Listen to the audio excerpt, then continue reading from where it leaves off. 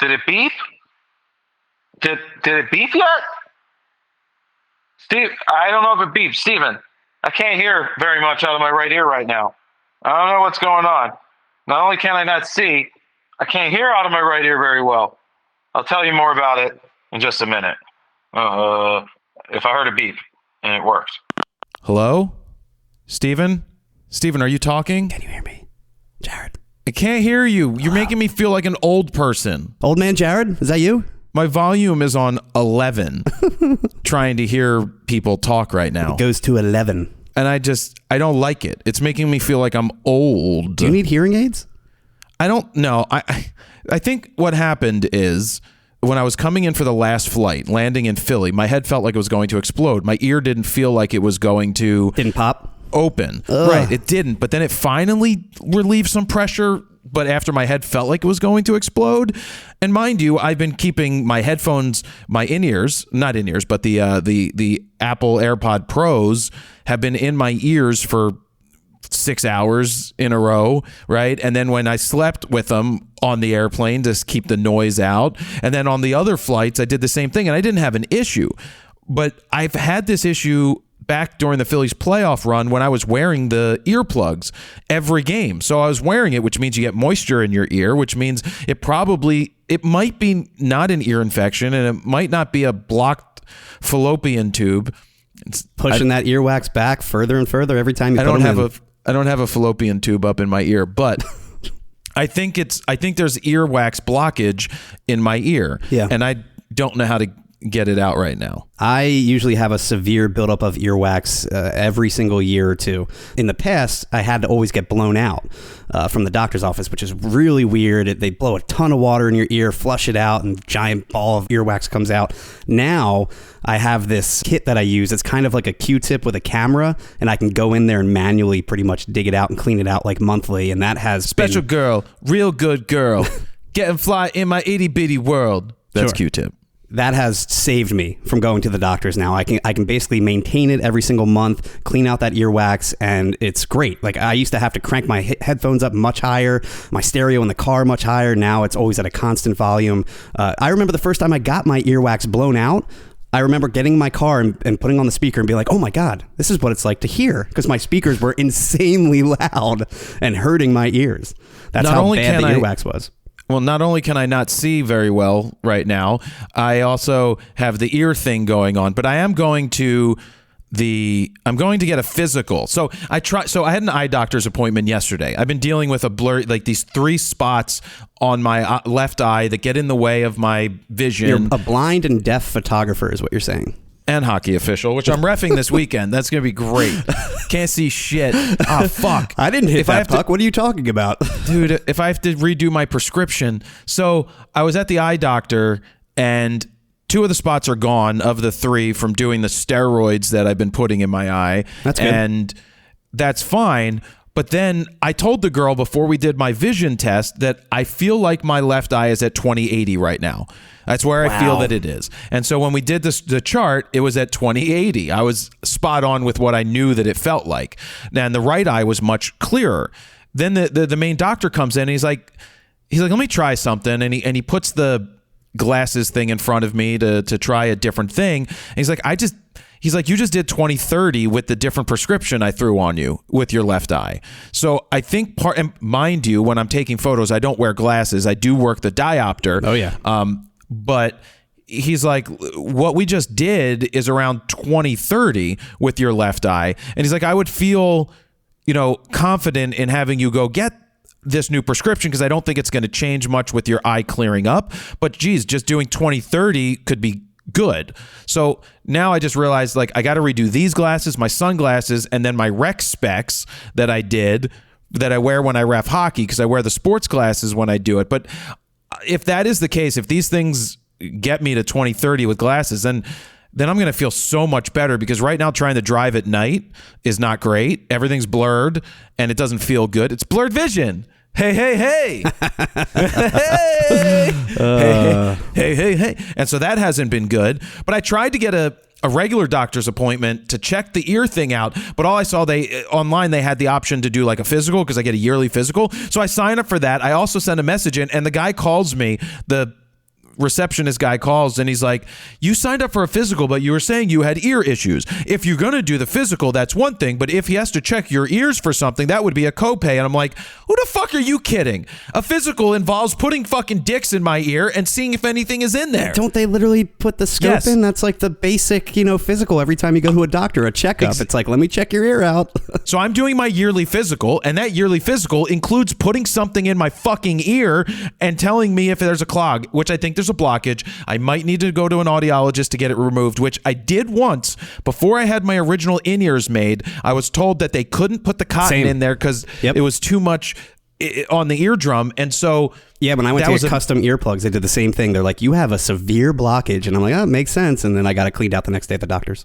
It was so cool to see that thing come out, that ball. He puts it in and he hooks it out. I'm like, that's my earwax. Like the size of a dime. It's insane how much blockage. That's huge, Steven. That's a lot. That's how big my initial first ever earwax blowout was, literally like the size of a dime. It was insane. Now I clean it out monthly and it's not bad at all. Remember when we used to get physicals back in the day when you need to go play sports in school and they would like take kid and they'd like, now pull your pants down, cough. now cough. It's like, so remember testicular exams? Please warm up your hands first. Well, no, I don't care about that. That doesn't bother me. But testicular exam, that's something they used to do. Well, when I went and got a physical a couple years ago, the doctor, he goes through the physical. I'm like, you're forgetting something, dude. Hey, I gave myself a haircut, man. I'm like, you're forgetting the he's like, what do you mean? I'm like, I don't know. Unless the doctor just wanted to play with my nuts in the past. I just thought that this was what you do. I'm like, I could give myself one, but it's nice to have a second opinion. and I'm like, I thought that it was normal. Doctors always said that this was normal, that they would like do a testicular exam. Is it more when you're growing a young growing boy versus a 40-year-old man? I don't know, Steven. I don't talk to many people that I'm talking to the podcast about it. I don't know. But anyway, that's what I'm doing. I have a physical tomorrow. I did the eye doctor yesterday. And then when I got back from the safari, I realized I lost 9.5 pounds. Oh, yeah, you did look a little scrawny. Most people would be happy with losing 9.5 pounds. I was going to say, I would be happy. I'm not. Like, the other people on the trip didn't lose weight. They sustained, but I'm also in a different sphere of fitness than other people. I am physically perfect. I didn't say I'm physically perfect because I can't hear you right now or see you, but I'm in a different ballpark. I've trained my body to eat a certain amount of food, and we burn a certain amount of food. So for the last year, I've been around 181, anywhere from 179 to 183, depending on some water weight and how much I eat. Good to know. And so good that's to know. been sustained and fine for a year. But to lose 9.5 pounds in 2 weeks was because just lack of caloric intake. We just didn't have that much food, and I wasn't doing any exercise, but my body continues to burn longer because of the physical shape that I'm in from the work that I do. I am a perfect specimen. Not a perfect specimen, Stephen. I'm a very in shape specimen, but I've already put on like 4 pounds since I've been back because I went back to eating my stuff. Yeah, and I want to, and the workouts have started again. Today was the first leg day. You got to get that gut back. I don't have it. Well, see, what people don't understand is the way that you get abs, and I saw Manny Ortiz was posting some of this, but the way to get abs is you got to it's not starving yourself, but you're not eating the things you want to eat. You're not snacking. You're not overeating. You're eating a limited amount. You're getting lean and ripped, yeah. You are, but you can't have both large upper body. You can't put on bulk and continue to have the abs. Now, I think you can. I've definitely seen people have serious abs with serious arms. It's not sustainable. It's not sustainable at all. To the average person. It's a thing that you could maybe do for a month, or when you're training for a show, you're cutting. Basically, they bulk up and then they cut. They cut when they're bulked, so they get rid of the water weight. They get rid of that last bit of fat. I've watched the Arnold doc, man. I know how it works. Well, they also cheat. I mean, the amount of bodybuilders that die before they hit 60 in their 40s and 50s is insane because they're just not clean. And I don't understand the fact that they have clean competitions, and then they have you're on steroid competitions and they make money doing it. It's just a bad influence for kids to see this, to feel like, well, that's how you could naturally look. get that way. Yeah. Then you just can't. Yeah. So anyway, lost 9.5 pounds, put a bunch of it on. And I probably put a bunch on. Actually, I don't think I put a bunch on the other day at the dinner, the Frona's Photo dinner, end of year at Saloon. You had a nice 11-ounce fillet. It's an 11-ounce fillet with a 8 to 10-ounce African lobster tail, or is it Australian? But it's really good, and they had a burrata appetizer that was fantastic. Oh, we're gonna get to photography talk in a minute, but we need to catch up on this stuff now. That this is the first podcast, episode 81, that I'm back from after doing this in Kenya, and it is refreshing because I can actually talk to you in real time and not have to do crazy editing to make it sound like there's no lag. I couldn't upload the last podcast until we got to this hotel for the day room that we were in, because there would have been no way to upload the gigabyte podcast. And during that last podcast, Zoom actually crashed on us in the middle of recording, and I thought we were done, but it all of a sudden started back up on its own, and it was fine. Kept recording and everything. It's still pretty amazing that I can sit in Kenya in the middle of a conservancy and talk to you and do a podcast. But it was just very difficult to talk to you because I would ask a question and then you would start talking, not thinking I was talking, and it was a little rough. We were talking over each other a lot. Yeah. So how was your dinner at the dinner? It was great. I mean, I get the same thing every year. It's the surf and turf. We had a Caesar salad to start it off. I have no complaints. The only issue with that place is it's loud. They really pack you in like sardines. So when we do have, a big table of 6 people, it's hard to hear across the table a little bit. Didn't seem loud to me, Steven. Behind you was just the wall. Behind me was a ton of people. No, I couldn't hear. It didn't matter. Everything sounded fine because they couldn't hear shit. Makes sense because you said like 3 words the entire dinner. I was quiet because I was letting you guys talk, but also I just was being quiet and couldn't hear. Yeah, but you're the host. You started the dinner. I asked a few questions. There was no like, hey guys, thanks for a great year. Nope. I don't do that. I know you don't do that. Because it's bullshit. Then why have the dinner? It's because you guys not even like going to talk. Can we talk? It's a dinner. We go out to eat. You get it. I don't have to say the things that you think I should say. I feel like you just do a dinner because you feel like you should do a dinner. Because you guys like dinner.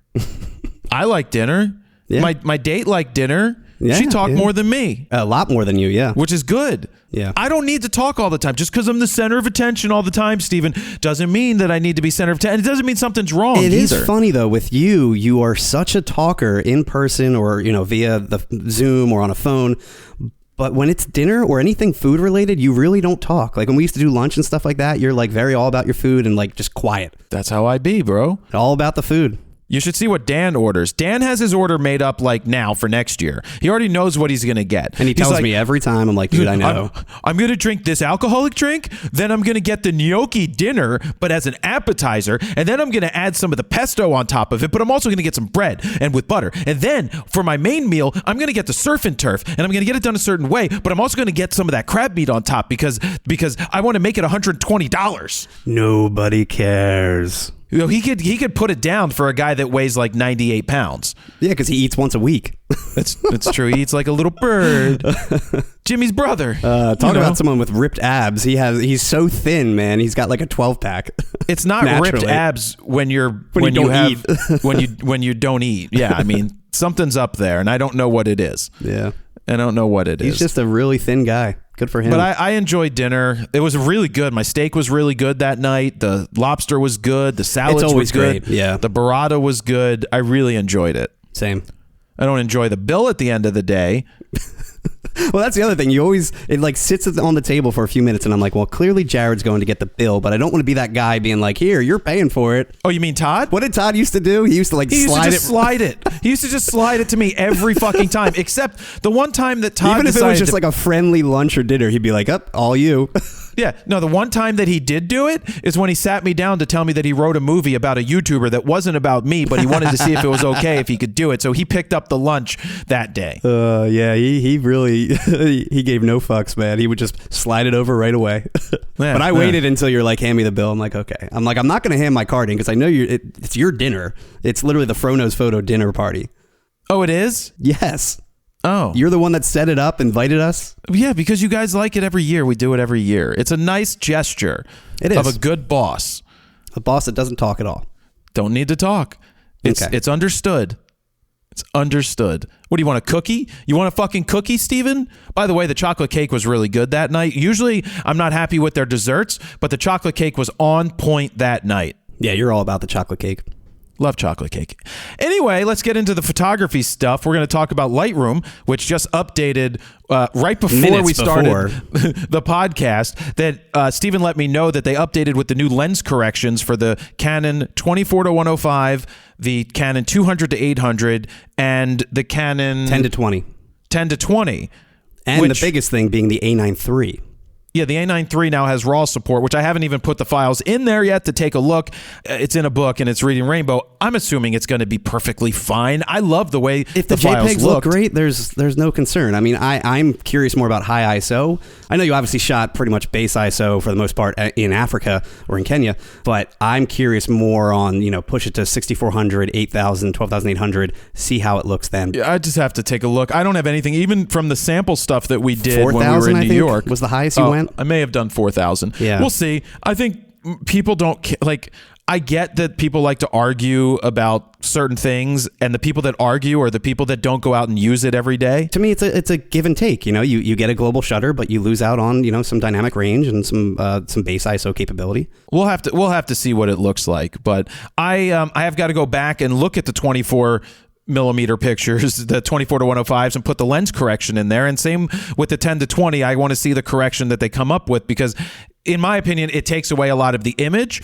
But on the flip side, the frame that I was seeing in the camera was the corrected frame. Correct. It just wasn't updated in the RAW file for Lightroom, because it's not embedded there until Lightroom updates it, and they finally did update it. I mean, we saw it with the 10-20 review. They're heavily relying on the lens correction, where I think it's more like a 9mm lens instead of 10. With the lens correction applied, getting rid of that vignetting, stretching the image a little bit, you're really getting a true 10. And same with the 24-105, you're probably more at like 22 without lens correction, but that is a crazy hard vignette at 24. Without that lens correction applied. I mean, that's super bowed. Real heavy. It's super bowed, like really bowed. That too, yep. It's just super bowed, and then they correct it with lens correction. That's just what they do. That's how they design it. And we'll reiterate once again that when you say 24 millimeters, you're getting 24 millimeters corrected, not uncorrected. So you're not losing anything. You're still getting 24 when you add the lens correction. And this is why these new lenses are being made in 2023 in this mirrorless world, because they're heavily relying on these lens corrections, where back in the day, optically, it had to be perfect on the DSLRs and the film era, all of that, because you were optically seeing what you see is what you get, in camera through the lens. Where now it's like, well, we can kind of tweak it later, and we can make something like a 24-105 2.8 and not make it massively expensive and huge physically. And a 10-20, same thing. I mean, you never saw anything wider than a 12 that wasn't crazy fisheye bowed. After this, I'll go back and I'll take a look at those photos, because I am editing my Safari photos still. I'm almost done. I'm on the last batch of my keepers. Lots to go through. And well, I took 20,000 pictures, a little over 20,000 with the Sony total, so including the Sony. So it was mostly R3, and then 2,000 pictures with the Sony A9 III that I took during one of the excursions that we did. But I want to break down the numbers for you, because a lot of people don't share the numbers. They share, I hate the term hit rate. I hate the term keeper rate. It is going to be what it's going to be. I shot about 20,000 images, and of that, 582 are ones that I starred 5 stars to edit. So those are not the best. Well, they're what I would consider the best, and then I even edit down further from there, which I've actually. But they're not the best. Well, no, they include the best of the best. They include the ones that have the potential. They're the ones I want to edit because I want to see how they look. Okay, so they're more like, here's the 4 stars, but I still have to go through and pick the 5 stars out of that 4-star collection. No, how I do it is I make everything a 5-star, and the ones that I consider the best of the best, I give a red label to. Yeah, that's same just thing, how just I different do way it. of doing it. Yeah. Yeah, so it's like saying that I did 1 stars, meaning I'm going to edit these, and then from that I'm going to make them 5 stars. It's funny because I do the 4 stars, and then 5 stars are my best of the best. So what I did is it's. Right now, it's under 582, but with the 582, you're looking at roughly 3% of the images I took became the keepers, or the ones that I would edit, and that's the part of the reason is I'm shooting at 30 frames per second. Most of the people out there shooting today aren't at 30 frames a second because they don't have cameras capable of doing that. You're shooting at 8 to 10, and some of them are 6. So obviously you're going to take a lot less images. Now, in the case of a Safari, there's a lot of times where you're waiting for something to happen, but you don't know when it's going to happen. So you do hit the shutter.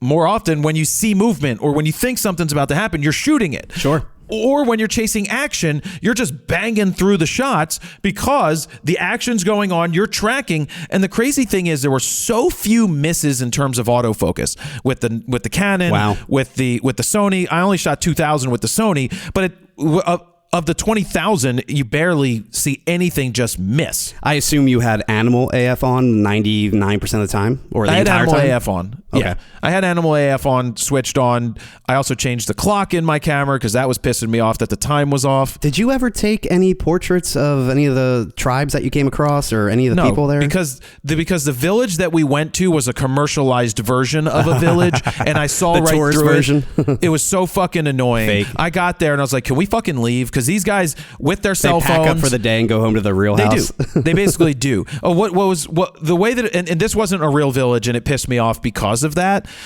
And so you go through and they tell you how they live and how they do this. Then they're like, we have one of these huts over here for you to check out. Let me go in here first to make sure that, you know. So they go in there and then you see it and you're Let like, me take cool. away my Diet Coke and my iPhone in the corner first. Right. So, but look, some people still do live in this way, but this was all for show. They do the dance at the beginning. You'll see in the Insta360 Ace Pro video where they do the jumping, which is fine. You joined That's them in great. on that too. Yeah, they asked you all to jump, so I jumped. But then you get to the end, and they walk you around the back, and then there's like all of these rows of people with blankets and trinkets on them. And they want to individually walk you around to the blankets. And then the way it works is you find something you like, then you negotiate a price. And I'm like, fuck no. Don't try to make me. I'm from Philly. I even said this to one of the other guys because another guy from the Northeast is like, nope. I'm not buying this bullshit because it's just trinkets, right? And it's something, it doesn't mean anything. And I'm not buying tchotchkes because I'm buying tchotchkes. Now, the people from the middle of the country were all nice about it. They made sure they bought something. I mean, and there's a way to politely say no too. I tried to politely say no the first 174 times, and then I'm like, yeah, I'm gonna go sit back in the Land Cruiser. They're like, oh, what about this? What about this one? Well, oh, you need this? No, I don't need a bracelet. No, I don't need a machete. You don't need 17 bracelets? No, I don't need a keychain or a bottle opener because yeah, you guys are making bottle openers. What the? And it's all for show. They bring the stuff in. It's made somewhere else, and yes, the tribe people probably do make them, but it was commercialized. And then they try to separate you and they try to like, oh, this person made this in the village. I'm like, no, they didn't. I'm like, I thank you. I appreciate you showing me all of this stuff. I'm not buying anything. This I little don't boy buy took trinkets. 30 days to make this. Please buy it. I give the gift of photography. That's what I give because that's worth more than that trinket. And I'm like, $10,000 a photo. I'm out. So I walked back to the vehicle and I sat there and I'm like, get me the fuck out of here, please. This was a waste of time. And that was the fake village. And I chose not to take any pictures because it was a fake village. And I just don't like fake. Sounds about I don't right. like people that cheat. I don't like YouTubers that add a lot of subscribers by cheating. I'm not a big fan of people that cheat. And neither was Mystery Man. He doesn't like people that cheat either. Can we talk about Mystery Man now? No, I'm still not going to talk really about Mystery Man. He's already going to show up in some of the videos. It was in he'll Photo be in the News Ace Fix. Pro review for sure. Yeah, he's in the Photo News Fix. Someone left a comment on the last Photo News. They're like, "Was that so and so?" And I was like, "Yeah, that's so and so." Maybe. Yeah. So yeah, the reason you shoot so many pictures is there's a lot going on, and you don't know what you're going to pick. Like when a cheetah is doing something, you don't know where the best shot is. And I'm not just spraying and praying 30 shots in a row for like 5 seconds. It's a burst here. It's a burst there. And with the Sony, you take a burst. Sorry, Steven, I can't stop. I can't stop because I can't hear you. Yeah. I'm used to waiting. It's fine. take a burst with the Sony is I had the pre-shoot on and pre-release, and I need to figure out, do I want a 10th of a second, a 20th, a 30th? Because if you do 30 frames a second and you do a 30, you're burning 8 to 9 extra shots every time you take your finger off the button and put it back on. I mean, I equate it to being a photojournalist. You know, you really don't know what you're going to capture, what's going to happen next. You just want to try and capture everything in the moment. It's hard to not spray and pray, but at the same time, you do your best to not spray and pray.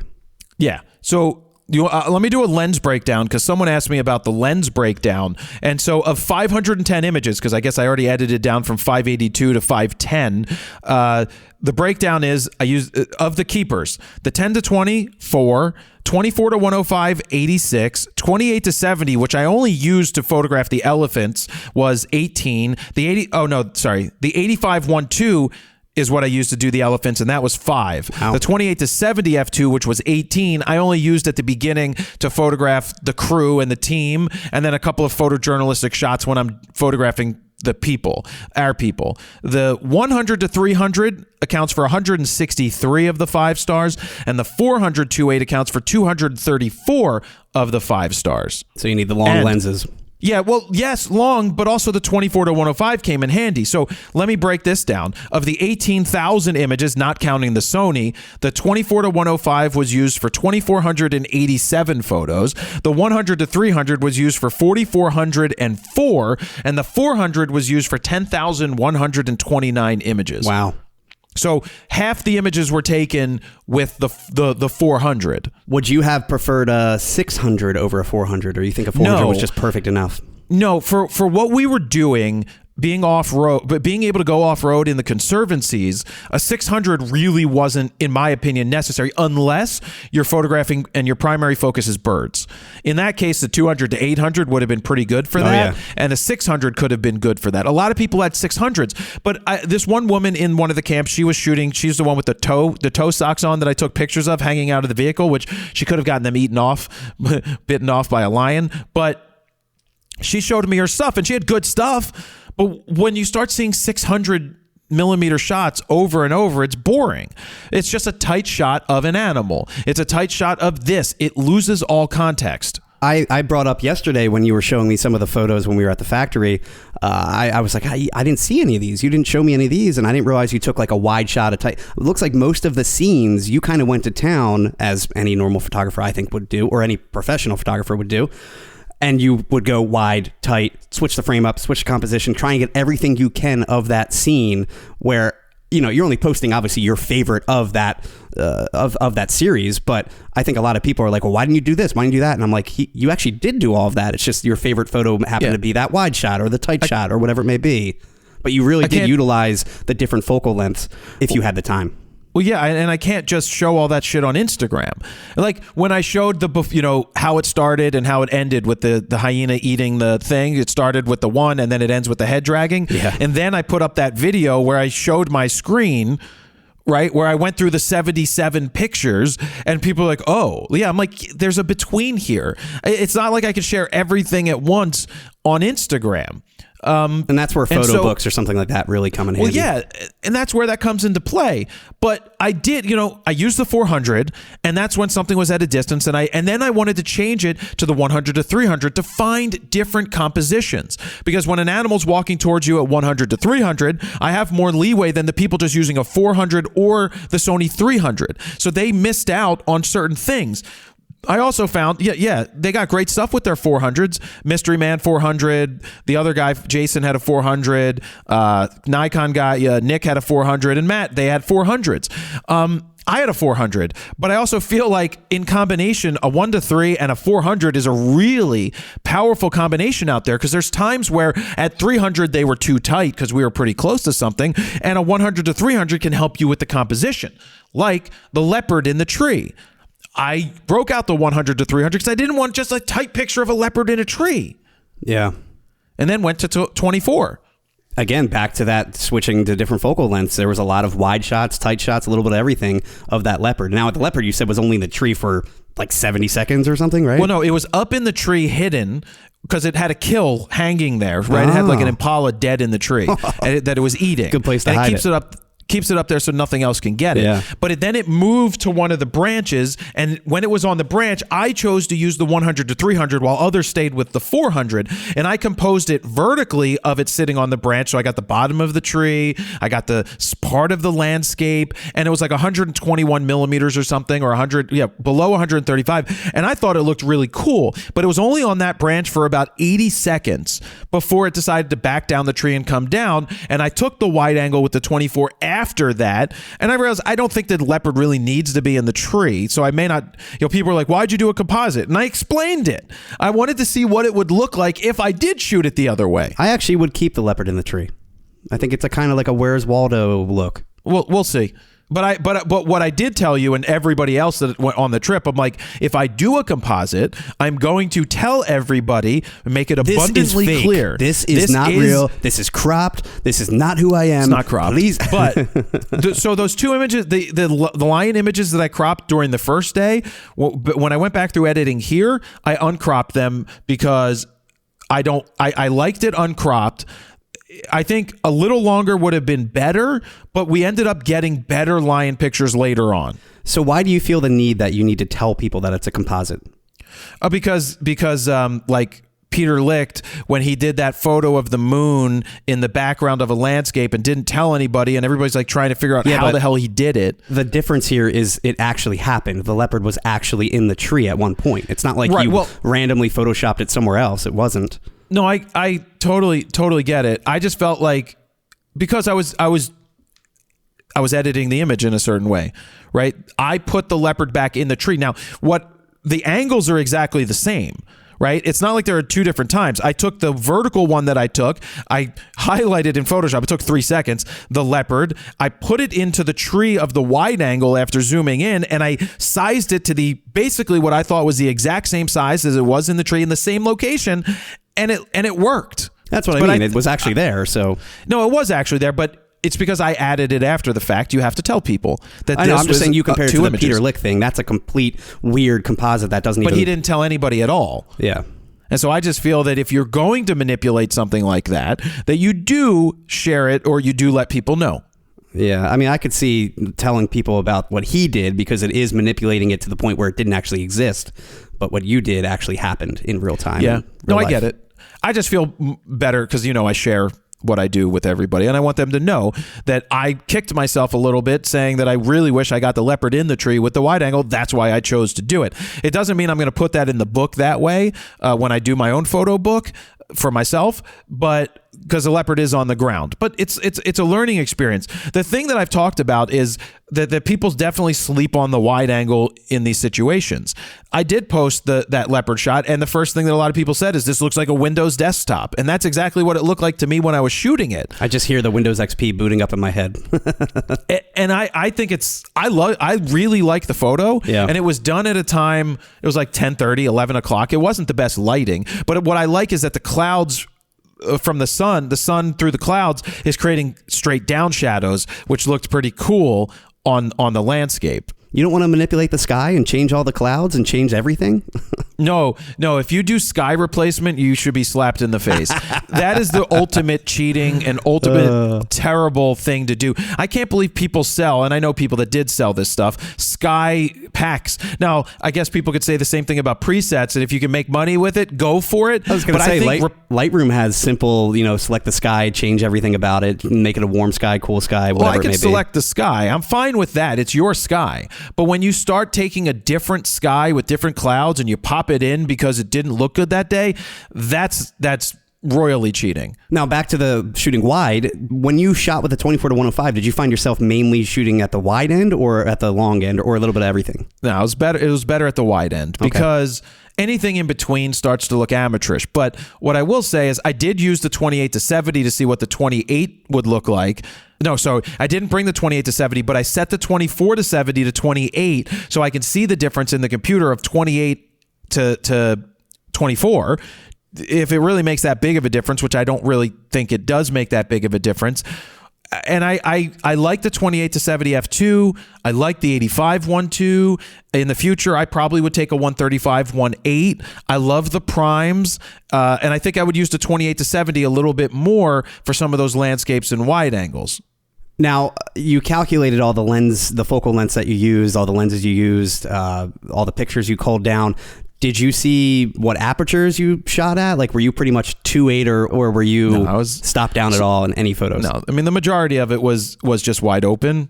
It's just when you're shooting with a 400 2.8, in my opinion, I don't know why you would go to f11 and 2. You're already shooting it tight. I wouldn't shoot 400. I'm talking more on the wide end when you're shooting a landscape. There's some images where I went to 6.3. There's some I went to 7.1 with those wide angle landscapes just to give me a little bit more depth. Look, it becomes personal choice. I think the cheetah that I photographed in front of the blue sky with the beautiful light that was happening and the thunderstorm coming in terms of that, I see no reason at 24 millimeters to bump it higher than 2.8. I was already at base ISO of 100. I was at 1/1000th of a second at 2.8. Could I go to 4? Could I go to 5.6? Could I go to 8? Yeah, you could absolutely do all this shit. I chose to focus on getting the composition that I wanted more so because it shit happened fast and we lost the light like that. With a snap of the finger, the light left. It literally was a switch went off and that light was gone. So we were jostling for position in the car, right? I had to get one of the other photographers to let me go down lower so that because the door was open from the vehicle. So I laid down to get the shot, but I had to wait till he was done doing it. I almost kicked him in the ass because he was like, more, I want more. I'm like, you got to share, bro. I mean, I know you say you were trying to focus on the composition, but it's like all you have to do is adjust the f-stop once and you're set. Sure, but it's not something that I generally do, and I think you're just so wired to shoot wide open that it just comes natural. I don't think it's a detriment to the image. That's what I'm saying. I really want to do a side by side with you of like stop down versus like wide open. That's just to see the actual clarity difference that you're going to get edge to edge. I'm happy with the shots that I got. I know, but you're saying it doesn't make a difference. I think it could. For me, it doesn't make a difference, and I really don't think it doesn't bother me. The edge to edge, that doesn't bother me at all. You're just such a pixel peeper when it comes to sharpness. That's my thing. Like, I'm just surprised that you're not. You don't shoot more stop down. I'm not a pixel people for sharpness. I'm a pixel people when it comes to focus. Is something in focus or out? But if it's slightly out, that to me is sharpness too. Like it's slightly blurry. But there's a difference. No, I know, but it wouldn't be different at f4. It's going to be more tack sharp, is what I'm saying. But I don't think it matters. In the end of the day, when you make a print, no one cares. No one's going to notice it. No one's going to look at my print hanging on the wall and be like, fucking shouldn't have shot that at 2.8. Yeah, I'm just more, again, I'm more surprised that you're not more of a stickler for that kind of stuff. I don't do a lot of particular about certain things. Yeah, it's just how I shot it. In the future, I want to take different primes. I want more primes. Yeah. Would you have preferred a 135 1.8 over 85? I think they both serve a different purpose. I would use the 85 1.2. I didn't use it that much. So you would bring both? I would bring both. The 10 to 20 I liked in the airplane for those photojournalistic shots that I shot, but I didn't use it for anything. I don't think I would use a 10 to 20 for landscapes. I just doesn't feel right. The 24 to 105, the 28 to 70, a 51.2, that type of thing for landscapes could be fine. And I just like the primes. I'm not sure what I mean, I would have left either a 24 to 105 or a 28 to 70 home, right? I didn't need both of those, but the only reason I took both is because the 24 to 105 we're going to do a review on. Mm-hmm. That's the thing with the gear I packed is a lot of it's packed because I make reviews of stuff. And speaking of the 24 to 105 review, hopefully we will film that next week and probably get it out at some point, maybe at the end of the week or the week after, because now the lens correction is now built into Lightroom. We should be able to actually apply that to most of the images and not showcase images with crazy hard vignettes. Well, I know you doing a different lens correction. You'll probably turn some of that on and off and see what you like the most. Sometimes you might prefer the wider angle, just like we did with the 10 to 20. I just want to be able to explain, you're not going to see this hard vignetting unless you want it. Right. And when you're previewing it in the camera, you're seeing the corrected version. Correct. That's how you got. So that's what I have to keep telling myself is, well, the end result with this, even though it's taking away part of the frame, it's not what you shot. Is what I saw. That's how I composed it. Yeah. But I do sometimes I just like the ultra wide and it just looks good. So I just think that's stuff that people sleep on when they go on these trips is they just think long and long. Just like long and longer is better. And I just think too tight is too tight is too tight. Yeah. Because I sent the pictures. I sent like 417 to my dad yesterday before he asked to see a bunch, and it's before I culled down to my best of the best, and I didn't have the last section in there, but he's like, these are really good. I really like watching this. This is insane, right? I mean, for whatever it's worth, but when you were going through it yesterday, you saw the wider stuff, and it tells a different story. Because a lot of your keepers, I think, are a lot of the tighter, long focal length shots, but I didn't realize how many wide shots you had until you showed me a lot of them yesterday, because I missed out on that entire last few days, I guess. You didn't really show me any of those. No, so that was the first time for me seeing them, and they looked really good. But at the same time, it looks like you did shoot mostly with the longest lens that you had, the 400, right? Well, the 400, the 100 to 300, and the 24 to 105 accounted for. But I do think it's important to have some variety and definitely get all the way from 24 to 400.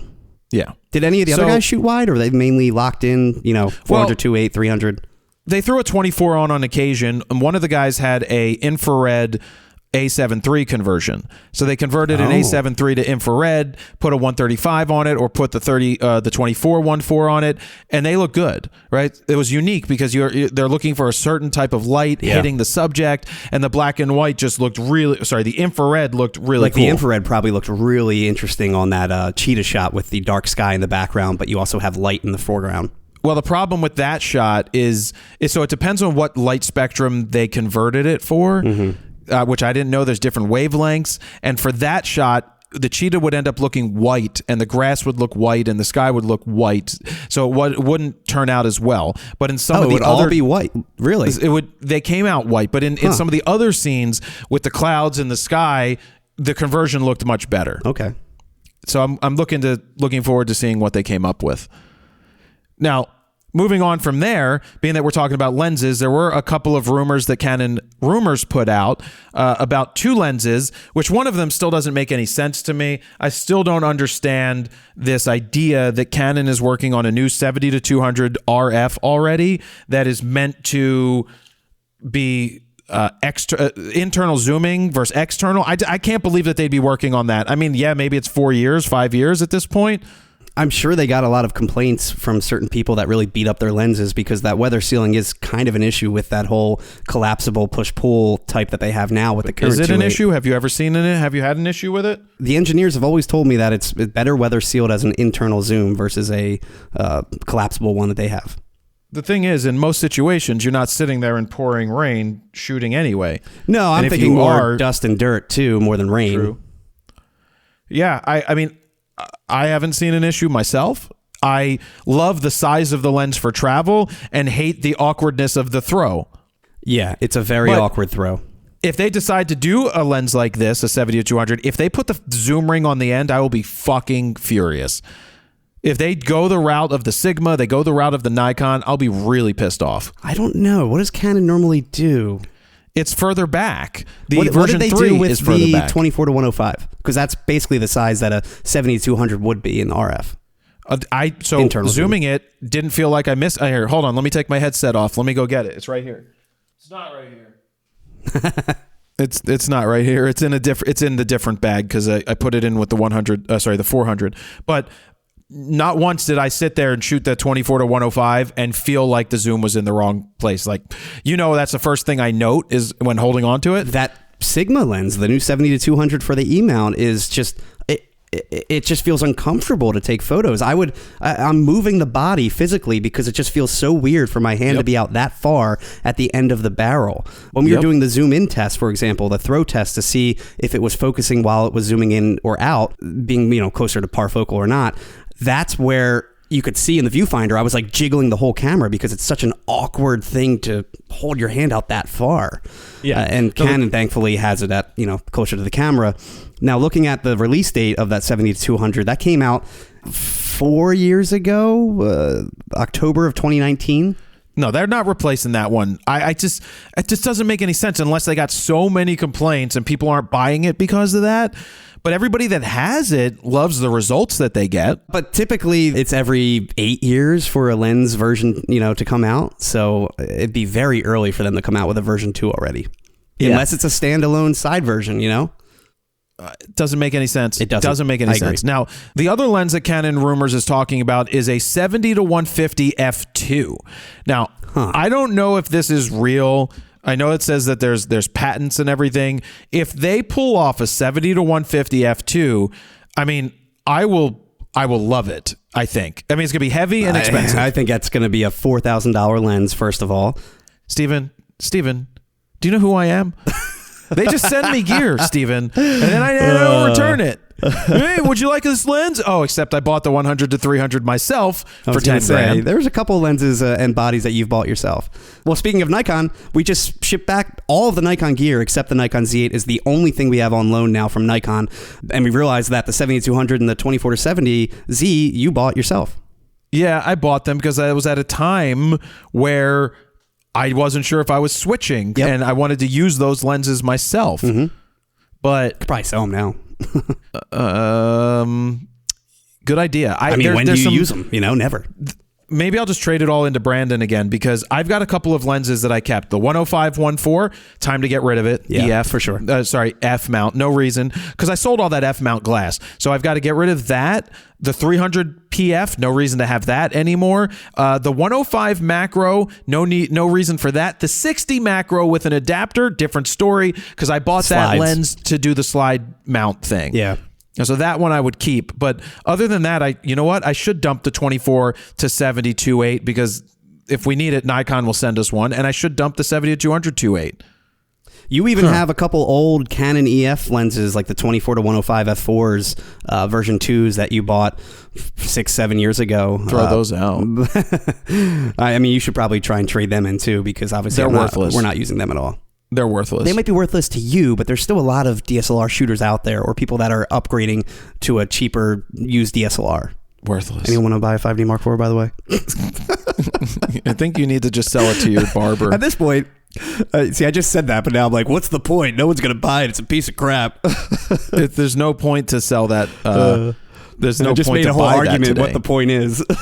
What's crazy is, I saw that Canon had refurbed bodies back up in their store, and R3s were like $4,499, right? R5s, which are on sale for like $29.99 right now. Here, let me take a look at what the refurb thing looked like, because I've always been a big proponent of purchasing refurb stuff all day because refurbs. My only thing though, if it's a refurb for $4,400, it's on sale brand new for $5,000. Like you're only spending that's different. a couple $100 more to buy it new. That's different. Most of my lenses were refurbed used lenses that I bought from Lens Rentals, Lens Authority, I think they called it, when they would resell all their used lenses. I think 75% of the lenses I bought were from there. And I got a lot of refurbs from Alan's camera or used stuff. Why not? Yeah. When like an R6, that's just a straight up R6 body for $17.99. That seems, is it an R6 or an R6 Mark II? It's a R6 body, which I don't think they're that expensive anymore. The Z6 II is $1,600 brand new. That's a steal. Yeah, which is a steal for who? It's $1,900. It's $2,000 for an R6 Mark II right now on sale, which is $500 off. That offer ends December 17th, it says. So go to Alan's Camera and buy that stuff. But $2,000 for an R6 Mark II is pretty insane. I can't believe the R6 Mark II is over a year old already. Yeah, we went on a trip for November last year. Yeah, I remember going on that trip out to San Diego. But back to the lens rumor, the 70 to 150. I mean, this is what we've said from day one. If they had an F2 Trinity, that would be awesome. I mean, there's no reason to really get primes anymore at that point. Yeah, you're going to get a little bit of a different look for sure. But I wouldn't buy a 135 1.8. I wouldn't buy an 85 1.2. If you're going to have a 135 F2, it's close enough. But 50 1.2 and 85 1.2 special, I could really see the 135 1.8 being traded for the F2 like that. That trade-off I could see. But still, the 85 1.2, 35 1.2 one day is going to be nice. I don't know what's taking so long for all of the brands to come out with a 35 1.2. Is it that complicated of a lens to create? I mean, I'm not a lens engineer, so I don't know. I just don't know that they can get enough of them produced, and I think that's the reason. But I think 35 1.2 is such a staple lens, or a 35 1.4 at least. Well, look at Nikon, right? They put out all those big pieces of glass, and they focused on manufacturing those, and they can't even keep up. None of the manufacturers can keep up with anything. Like Demand. the 100 to 300 from Canon is back ordered for 6 months. I'm sure the 24 to 105 will be the same. I'm sure they won't even produce that many because it's such an expensive kind of a niche lens. Well, they know pre-orders, right? So they know pre-orders, and they can make it, and they'll continue to sell. It's just a matter of why announce new lenses when you can't even support the old lens, the lenses you already announced. And I think that's the rub. They try to figure out, do they have enough stock? When do they have enough stock? When can they start selling them? But I would 100% be all over a 70 to 150 2.8. And That it's would an be IS too incredible. on top of that, which I'm It would be surprised. incredible for sports like basketball. It seems like Canon's throwing IS into all of their RF lenses for the most part, unless it's a prime. But a lot of their zoom lenses, almost everything has IS. Even the 10 to 20, which is kind of odd, because I think they're thinking about That is it odd. being a video-centric lens as well. Now, back in the day, that was one thing that always annoyed me, is a lot of the EF versions didn't have IS. Like the 24 to 70 never had IS until the RF version came out. Yeah. I think this would be like a $4,500 lens. Or I think at least $4,299. Yeah, at least $4,000 is my guess. It's going to be massive too. If it's an f2, look at the 28 to 70. I know it's usually the wider end when it's a wide open aperture like that. It's usually a bigger, bulky lens, but still, I think this is going to be pretty massive. I hope it's real. Me too. I don't know if it's real, but I hope it's real. And I get why they're not focusing on it, because there's not going to be a lot of people buying a $4,000 lens like this, but it really is going to be a big difference between a 70 to 200 2.8 and a 70 to 150 f2. When you can, what I look at is the competitors. Or you look at Sony, and you're like, where's the unique glass on Sony? There's no unique glass on Nikon. Sony's got the except 12 for to the long 24. stuff. That's a pretty incredible lens. 12 to 24 2.8, sure, but you have your basic 24 to 70, good lens, 70 to 200, great lens, but you don't have they don't have an 85 1.2, they don't have a 35 1.2. And I know you're talking more about native E-mount glass, but I think of Sigma Yes. too with their 35 to 150 f2 to 2.8. That's a very Tamron. unique, or Tamron, I'm sorry, a very unique lens right there. They all It's have unique, but it's not pro, and it's not tack sharp. That one's not tack sharp. Yeah. I'm just thinking for the price, it's pretty damn good. People ask me all the time, like, should I wait for the Sigma to come out on the RF body, or should I get RF lenses? Look, I'm going to just continue to say it like I've always said it. You buy native if you can buy native. If you're a full-time working pro, you buy the best of the best. That's not to say the Sigmas aren't great and the Tamrons aren't great. It's just to say there's a reason you buy native. They're better. They're just If you have better. a flagship body, please buy the Pro native glass. I wouldn't be buying Tamron or Sigma lenses if you have an A1 or an A9 III. Nope. It's not worth it, especially if you make money. It doesn't you can even make afford it. sense. You just bought a $6,000 camera. Why are you buying cheap lenses? You shouldn't Yeah. even be buying that camera if you can't afford what comes with it. The memory cards, the lenses, all of that. So the other rumor going around comes from Nikon rumors, which the other day was talking about some high-speed. Nikon's next camera will be some high-speed, high frame rate shooting Z6 style, or they weren't sure whether it was going to be a Z6, a Z8, or a Z9 style body. And they're talking about like a high-speed shooting camera. And I sit there and I go, well, what's more high speed than your 30 frames a second that's going to do RAW with an update for the R8 and the the Z8 and the Z9, Or the 120 in JPEG only. They do 120 in JPEG only, but where's this high speed idea coming from? How much more high speed are you going to want? And then how are you not going to alienate the Z8 and the Z9 if you go super high speed other than making it 24 or 28 megapixels? Maybe they're getting it confused with like a high-speed APS-C body, like a D500 replacement finally. I don't think that is ever even necessary.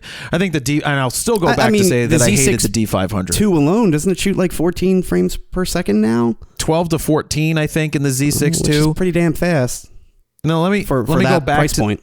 Let me go back to that D500. I bought a D500. I bought into the hype of the D500, being like, it's a Mini D4, D5, whatever it was at that time. that thing couldn't focus to save its life. Every time I zoomed in on an image, I was like, this isn't sharp. This just isn't tack sharp. I would borrow that a handful of times back in the day when I was shooting from front of house or something like that, or at the soundboard. And I agree, for some reason, and that was using different lenses too, not just sticking with like a 300 or something like that.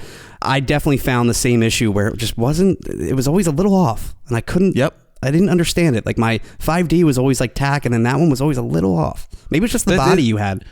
No, it was multiple bodies. It's just people have this idea that you can get pro results in these lower end bodies. There's a reason you're spending $5,000, $4,000 plus dollars on the pro style body, because it has the best capabilities and everything. And that D500 just didn't cut it. And I know people swore by it, but I know coming from a pro body, it didn't match. And yeah, it's a crop sensor. It just wasn't going to match, but it just didn't have it. It just didn't have it. So this idea that Nikon's going to be coming with like a super fast, high speed shooting some kind of camera, I think is unfounded. For one, I think they're going to continue with the Z6 and make a Z6 III. And then yesterday, right before we put Photo News Fix out, they threw some rumors up, some specs. Do you want to hit those specs? Yes, and also just speaking of these specs, they're hinting that this photo that leaked at some show is the next camera. There's no way in the hell. Z6 III, or it's simply a Z8. Like I don't understand why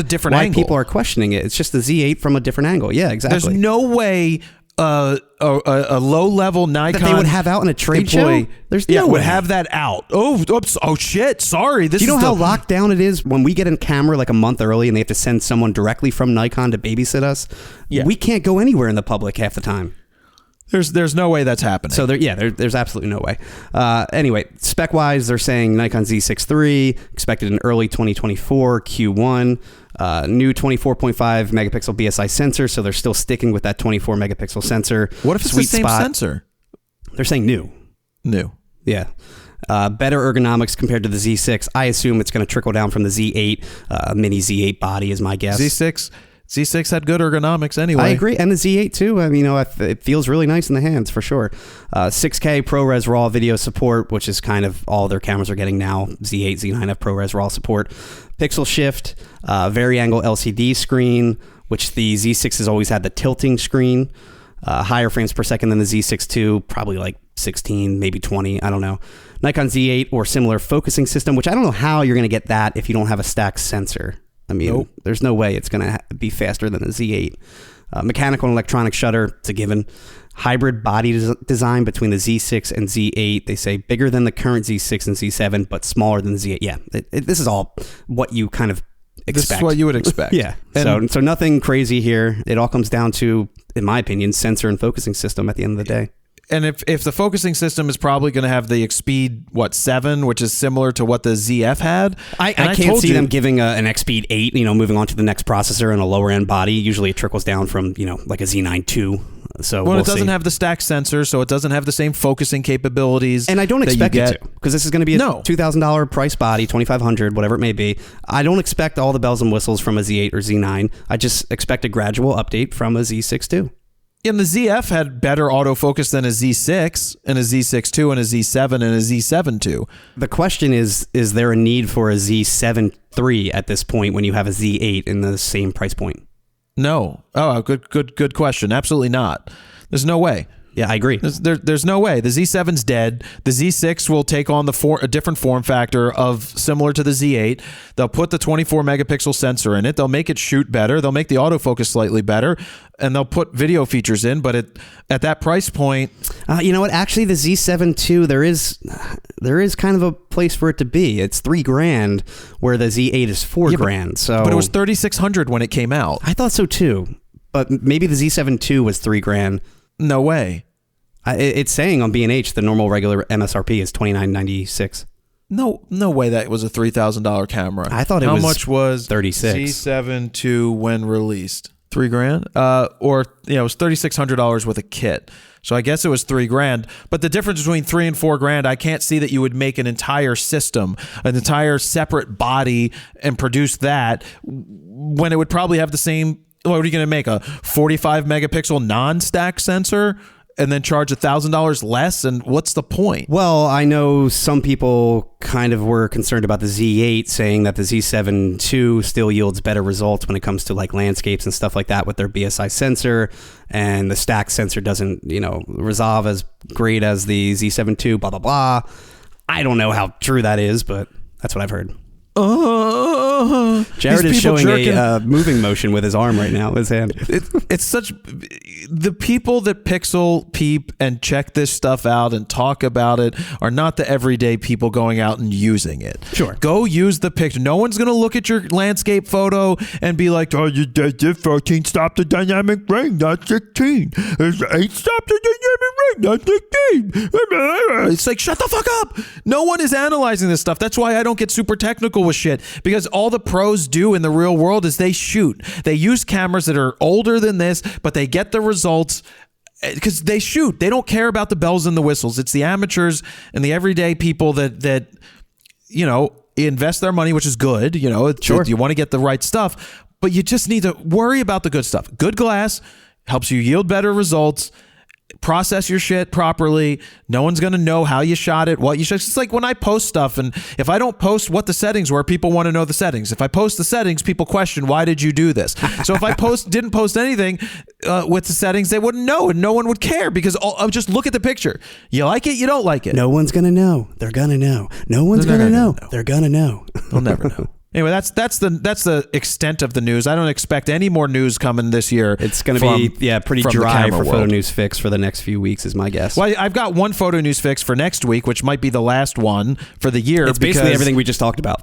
Well, you guys are off, right? 26th. Not next week, but the week after. Well, you guys take off the end of the year. Yep. 25th to the 2nd or whatever, 3rd. Next week, I think, will be my last podcast of the year, unless me and you do a Q&A and record it early. Probably not. It's probably not necessary. I also don't think it's necessary to even do one that week. I think you could easily skip it, but that's up to you. Yeah, no, I think we'll be fine. My thing is, every year we look back at these numbers, and it's a severe dip in the month of December, especially that last week. And it's like, why even do a podcast when half the audience is listening? No, but I think Photo News Fix I can do because we have the news, and so that will be the last one at the end of the year. That's different. Yeah, I think there's a lot of people still watching YouTube, but not so much. I mean, we've seen it with the numbers, so. Yeah. Anything else you want to add, Steven? No, I still didn't get to my Christmas photo this year. At this point, we already sent out. Well, we're going to send out Christmas cards. We're just sticking with Hannah and Santa and freaking out. Steven, so before you waste money on mailing it to me, take the one that you were going to send to me and just throw it right in the trash, please, because that's all that's going to happen when it comes to me.